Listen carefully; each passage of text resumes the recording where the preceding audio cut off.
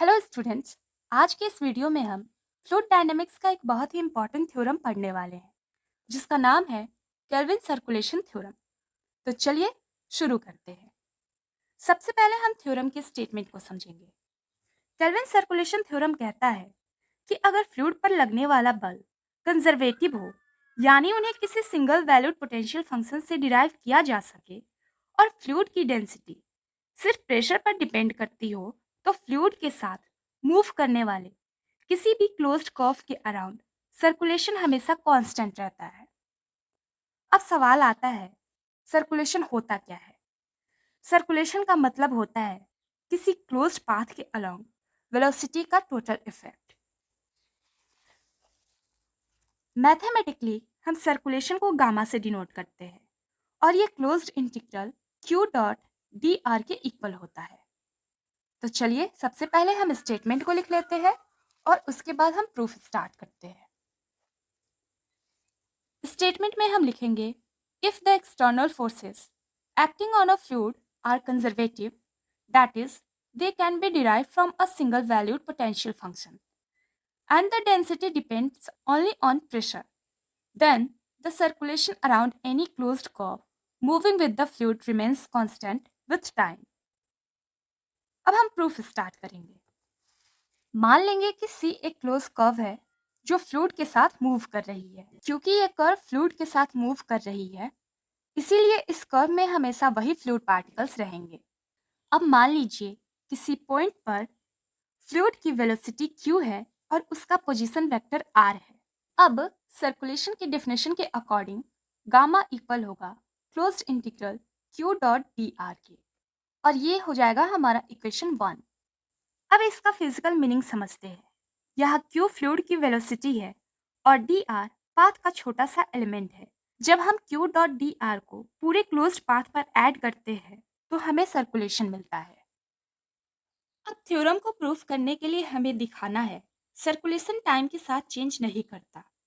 इसके लिए हम सर्कुलेशन को टाइम के रिस्पेक्ट में डिफ्रेंशिएट करेंगे। D gamma by d t equal होगा d by d t of closed integral q dot d r के, और ये हो जाएगा हमारा इक्वेशन नंबर 2। अब क्योंकि इंटीग्रेशन किसी फिक्स टाइम इंस्टेंट पर की जा रही है, इसीलिए डिफरेंशिएशन और इंटीग्रेशन की ऑर्डर को हम इंटरचेंज कर सकते हैं। तो हमारा इक्वेशन हो जाएगा d gamma by d t equal to close integral d by d t of q dot d r, और ये हम ले लेंगे इक्वेशन 3। अब हम प्रोडक्ट रूल यूज करेंगे और प्रोडक्ट रूल के according d by d t q dot d r equal होगा d q by d t dot d r plus q dot d by d t d r, और ये हो जाएगा हमारा equation number 4। अब हम एक इम्पॉर्टेंट बात ध्यान रखेंगे, डी आर दो नेबरिंग फ्लूइड पार्टिकल के बीच का डिस्प्लेसमेंट है। जब हम इस डिस्प्लेसमेंट का मटेरियल डेरिवेटिव लेते हैं तो वो वेलोसिटी डिफरेंस के इक्वल होता है, और वेलोसिटी डिफरेंस को हम डी क्यू लिखते हैं। इसीलिए D by d t of q dot d r equal हो जाएगा D q by d t dot d r plus q dot d Q, और ये हो जाएगा हमारा इक्वेशन नंबर 5।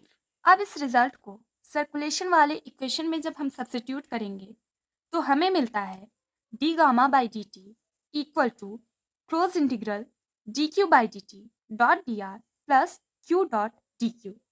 ये हो जाएगा हमारा इक्वेशन नंबर 6। अब यहाँ d q by d t को सिंप्लीफाई करने के लिए यूलर्स इक्वेशन यूज करेंगे।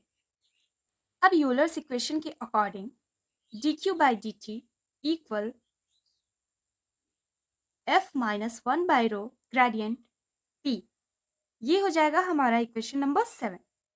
यहाँ F external force per unit mass है, रो डेंसिटी है और P प्रेशर है। अब थ्योरम के कंडीशन के अकॉर्डिंग एक्सटर्नल फोर्स कंजर्वेटिव है। कंजर्वेटिव फोर्स को हम पोटेंशियल फंक्शन V की हेल्प से लिख सकते हैं, इसीलिए F इक्वल होगा माइनस ग्रेडियंट V।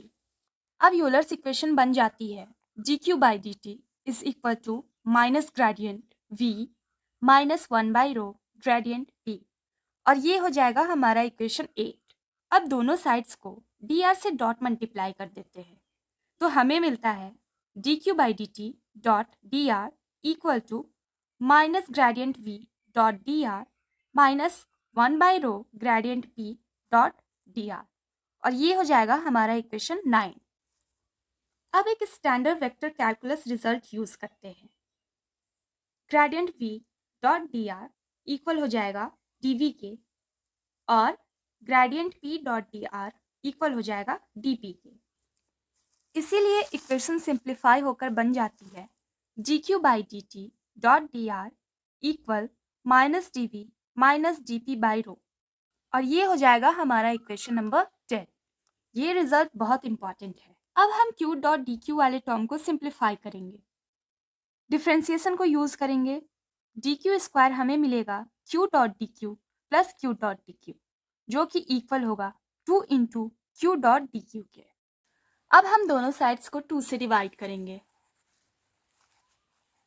जब हम 2 से डिवाइड करेंगे तो हमें मिलेगा q dot d q equal to 1/2 d q square, और ये हो जाएगा हमारा इक्वेशन नंबर 11।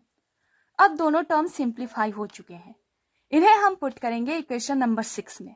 जब हम इक्वेशन 10 और इक्वेशन 11 को इक्वेशन 6 में सब्स्टिट्यूट करेंगे तो हमें मिलेगा d gamma by d t is equal to close integral of minus d v minus d p by rho plus 1/2 d q square, और ये होगा हमारा इक्वेशन नंबर 12। अब हम इंटीग्रल्स को सेपरेट करेंगे तो हमें मिलेगा d gamma by d t is equal to minus close integral d v minus close integral d p by rho plus 1/2 close integral d q square, और ये हो जाएगा हमारा इक्वेशन नंबर 13। अब सिमिलर टर्म्स को अरेंज करते हैं तो इक्वेशन बन जाती है d gamma by d t is equal to close integral of d of q square by 2 minus v minus close integral of d p by rho, और ये हो जाएगा हमारा इक्वेशन नंबर 14।